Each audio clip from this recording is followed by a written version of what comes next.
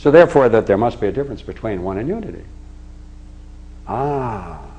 Then you don't see, but you infer one. You don't see, you infer oneness. You don't see, but you infer whole. You can count when you have all the parts, but you may not see all of the parts of the parts unless you turn them all around and remember it and try to piece together your memories. Now, why that? Well, then that means, does it not, that you can't reach an idea of the one by experience. You can't reach one by experience. You have to infer it. Now, this is saying that this one that we have to infer, it's by the one, that means it's the condition for whatever is, see? Whatever is a one, including this marker, this tree, you, and me. I'm the one with the beard. Right? Each of us can be said to be a one, and it's by the one that each is in fact a one. That's what that's saying. That's how we got our unity, oneness. Oh. Wait a minute. That means also, for what could exist were it not one? Then, the whole existence of this thing, how it came into existence, same thing with us, right? That's saying there must be an origin which links it into emerging into existence. Because upon losing its oneness, it loses existence. Wait a minute, if that's true, then as we look around the room, we can see things at various stages of development, and we can see the presence of the one in everything we see. As you look around, everything is the one. Good heavens, the condition for things being at all is the one.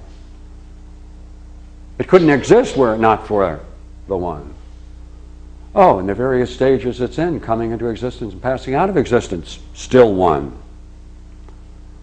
Oh, then if you grasp this idea of the one, hey, wherever you look, you're not separated from it. Right? It's part and parcel of your experience. You cannot be apart from it. You can't be removed from it. You can't be isolated from it. You can't feel guilty about it. Now, what is this one? Because notice from what this is saying, it also accounts for existence, and that is the many.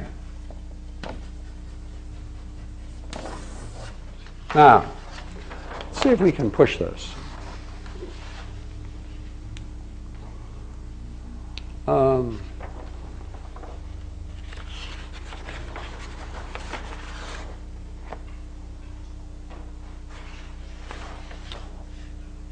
I tell you what, you know what? I think I'm going to move this about.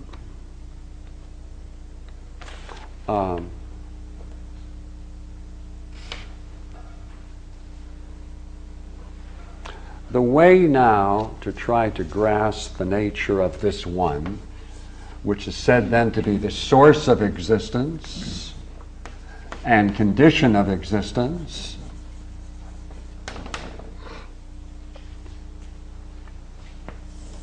and what maintains it as a whole and in each of its parts,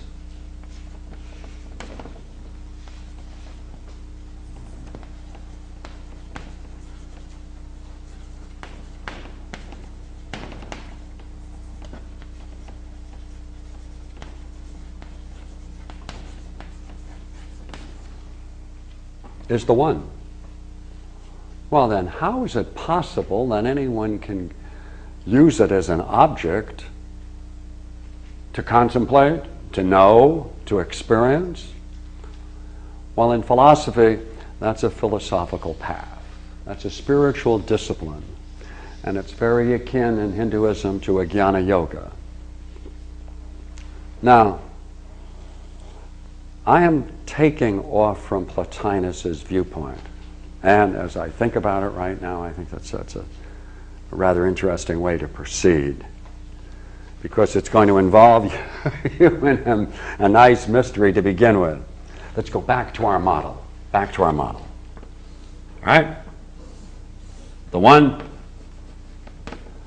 It's also, by the way, sometimes called the good, because all things desire it. And they only desire it because they intuit it as good.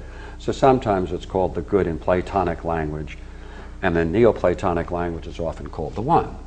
All right. Then being, as we said before, intelligence, vitality. The third part we said was soul, soul and body.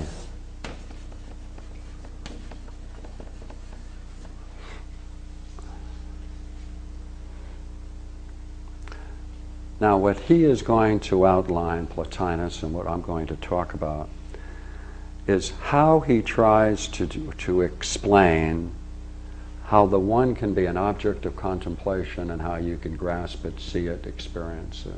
I'll change those words later, but in general, we'll use those terms.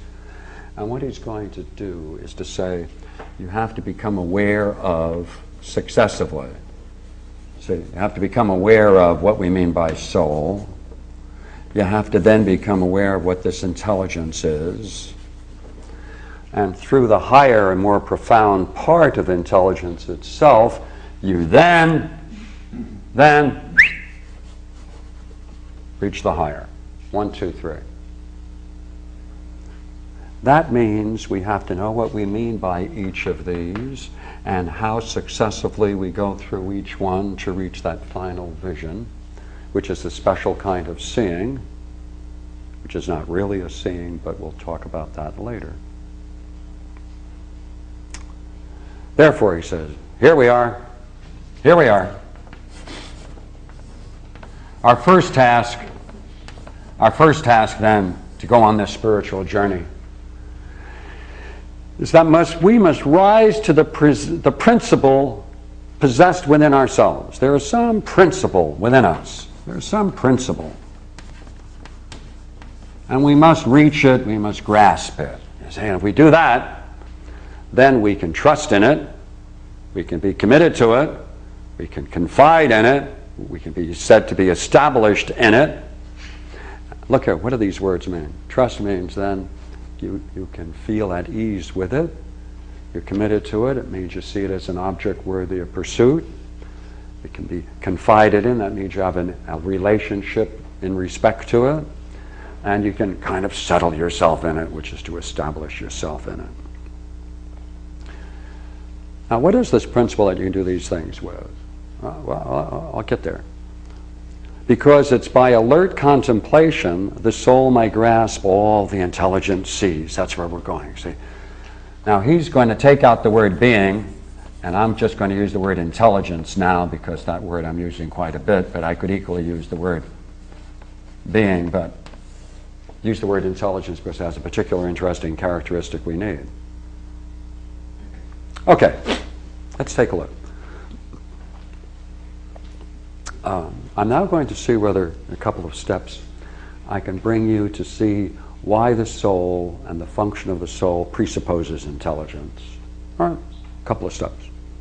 All right, number one.